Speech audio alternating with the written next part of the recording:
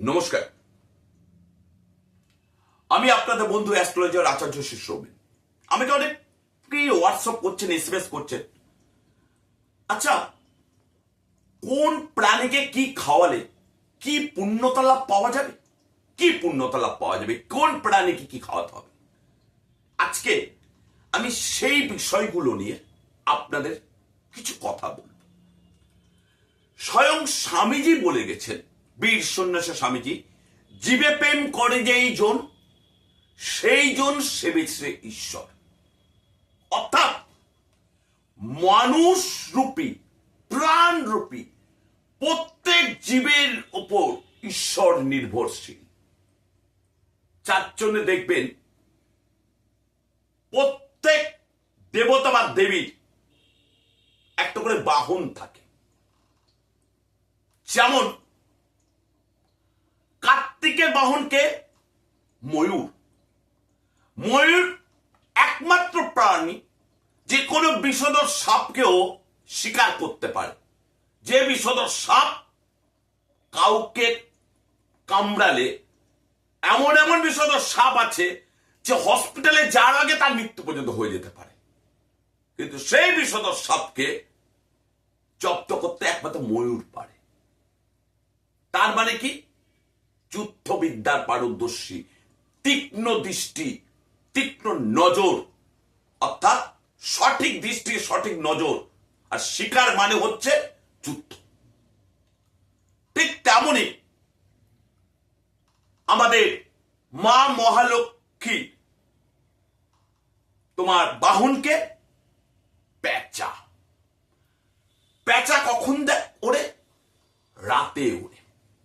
দেখবেন বড় বড় যখন ডিলিংস হয়, বড় বড় করে মিটিং হয়, তখন কিন্তু সবই রাতে হয়, দিনের বেলা হয় না। দিনের বেলায় ব্যস্ততা থাকে, রাতের বেলায় বড় বড় হোটেলে মিটিং, বড় বড় ডিলিংস। কারণ যাতে জনগণ না জানতে পারে আমি কি করছি না করছি, ব্যবসার শ্রীবৃদ্ধি। দেখবেন বড় বড় কনস্ট্রাকশন সব রাতে কাজ হয়। বড় বড় ব্রিজ দেখবেন রাতে কাজ হয়। বড় বড় অট্টালিকার কাজ রাতে হয়। অর্থাৎ ইন্ডাস্ট্রি রাতে সব থেকে বেশি কাজ হয়। তাই অর্থ উন্নতি হয় রাতে। আবার মা দুর্গাকে আমরা কি বলি? তিনি হচ্ছে মহান, সর্বদেবতার সমন্বয় মা দুর্গা। ঠিক তেমনটি মা দুর্গার বাহনকে সিংহ, বনের রাজা। প্রত্যেক বাহনের দেবতা দেবীর পেছনে বাহন আছে, বাহনের সাথে প্রকৃত যুক্তিসম্মত কারণগুলো আছে। মা শীতলার বাহনকে গাধা। আপনি কি জানেন আগেকার দিনে যখন বসন্ত হতো, বসন্ত হলে সব থেকে মহা ঔষধি হচ্ছে বসন্ত রোগ। আগেকার দিনে মহামারী ছিল, লোকের গ্রাম উজাড় হয়ে যেত।